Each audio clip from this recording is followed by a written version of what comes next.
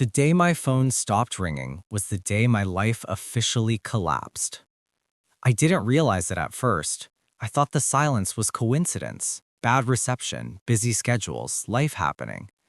But silence has a sound when it stretches long enough. It hums, it mocks you. And 4 months ago, that hum became deafening. That was the same week Caldwell Aeronautics died. 31 years of precision manufacturing, contracts with defense suppliers, aerospace giants, military subcontractors, gone in less than a year. A lawsuit I couldn't outrun, regulation changes I couldn't absorb fast enough, banks that smiled while tightening the noose. When the judge finalized the ruling, I walked out of federal court owing $4.6 million, with foreclosure notices already waiting at home. I was 64 years old, widowed, and suddenly worthless. That night, I called my son, Ethan, straight to voicemail. I called again an hour later, same result. By morning, my number wouldn't even ring. My daughter Lena lasted 2 more days before she did the same. No warning, no explanation, just gone. 48 years of being a father, of paying tuition, rent, weddings, cars, emergencies, bailouts, of showing up, of sacrificing quietly, erased the moment I stopped being useful. I drove to Ethan's house in Beaverton, sat in my truck for 20 minutes rehearsing what I'd say. When I finally knocked, he didn't open the door. He spoke through it. I have my own family to worry about now. Lena's husband was less polite. She doesn't have time for people who make bad financial decisions. Then the door slammed. 2 weeks later, I was sleeping in a roadside motel that charged $35 a night and smelled like bleach and regret.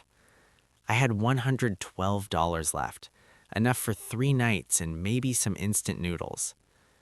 That's when I saw the sign. Blood donors needed, compensation available. $40 per visit. Selling blood to buy dinner. That's what rock bottom feels like. Not dramatic, not loud. Just quiet humiliation wrapped in fluorescent lighting. I didn't know then that the same blood my children treated as worthless was about to become the most valuable thing I owned. And they had no idea what was coming. Because the next morning, a nurse stared at my blood test like she'd just seen a ghost. The donation center was clean, bright, and aggressively cheerful. The kind of place that tries too hard to pretend desperation doesn't walk through its doors every hour. I filled out the form with shaking hands. Name, Daniel Mark Caldwell. Address, Riverside Motel, room 12. Employment, unemployed. The nurse who called my name was Mary Ann Lewis, mid-40s, tired eyes, gentle voice. She'd seen men like me before, people trading pieces of themselves to survive another week. Any medications? She asked. Just multivitamins, when I can afford them. She nodded without judgment. Finger prick, test strip, machine. This'll just take a moment. I watched the screen while she turned away to prep the chair. The machine beeped. Mary Ann froze. She stared at the display, frowned, then ran the test again. Everything okay? I asked. Probably just a calibration issue. She ran it a third time. Then she called someone over. A man in a lab coat, Dr. Nolan, according to his badge, leaned in, adjusted the monitor, and whispered something I didn't understand. Words like markers, antigens, rare compatibility. They took more blood, then more. This was no longer a donation, it was an investigation. Mr. Caldwell, Dr. Nolan said carefully, we're not going to proceed with a standard donation today. Did I do something wrong? Quite the opposite. I was escorted to a waiting room and given juice and crackers like a child after a vaccination. I sat there for nearly 2 hours, watching other donors come and go with $40 envelopes while my own envelope sat untouched. Finally, Mary Ann returned, this time smiling like someone holding a secret too big for their face. "We need you to come back tomorrow," she said. "You'll be meeting with our hematology specialist." "Why?" She hesitated. "Your blood profile is extremely uncommon." "How uncommon?" She lowered her voice. "One in a few million." I walked back to the motel with my $40 and a head full of questions.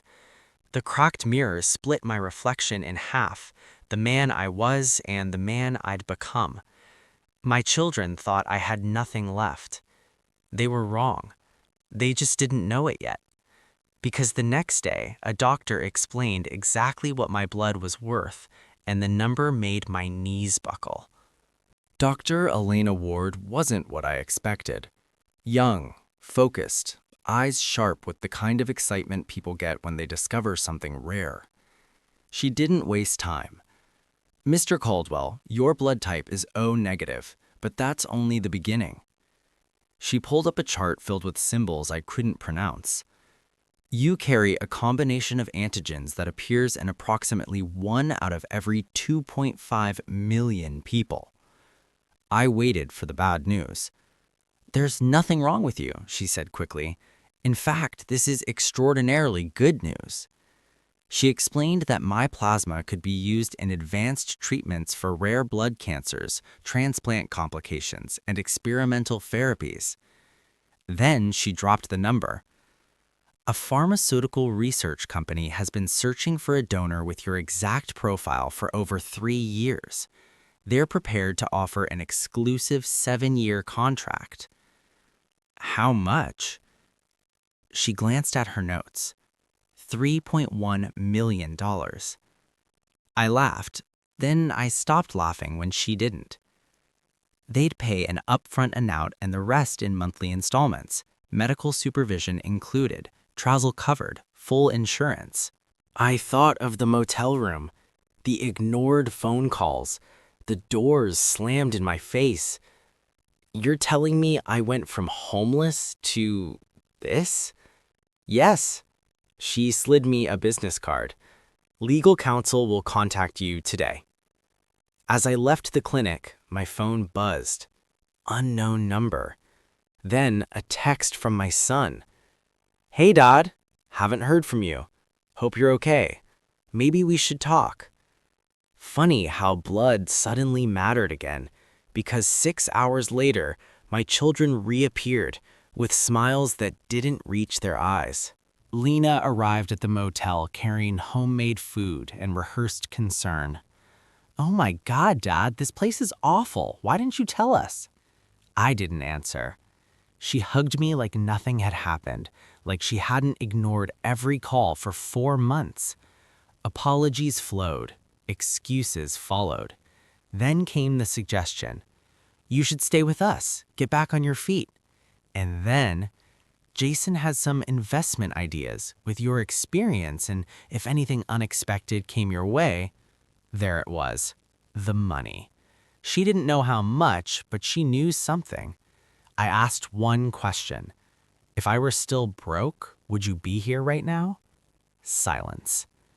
That night, my son called. Then my daughter again. Concern sharpened into pressure.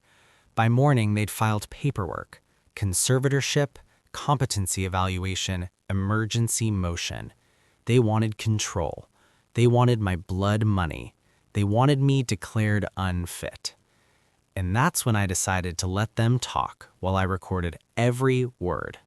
Oregon law only requires one person to consent to a recording. That person was me. I let them speak. They talked about debts, about investments, about managing my money, about inheritance, about how I'd lost my edge. Every word documented.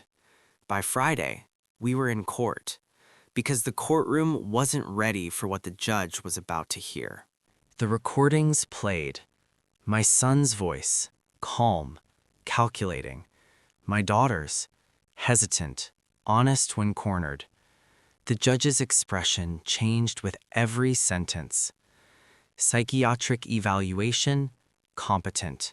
Contract review, legitimate. Motivation revealed. Financial self-interest. The petition was denied.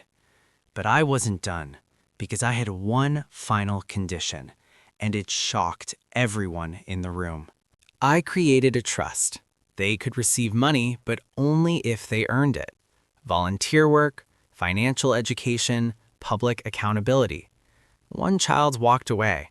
The other stayed. And 18 months later, one knock on my door proved I'd made the right choice. My son stood on my porch wearing a volunteer shirt, paperwork in hand. He'd changed. The foundation saved hundreds of lives. The money rebuilt mine. Some blood betrays you. Some blood redeems itself. And some turns out to be priceless. If you've ever been abandoned by family when you needed them most, share this story and tell me where you're watching from. You're not alone.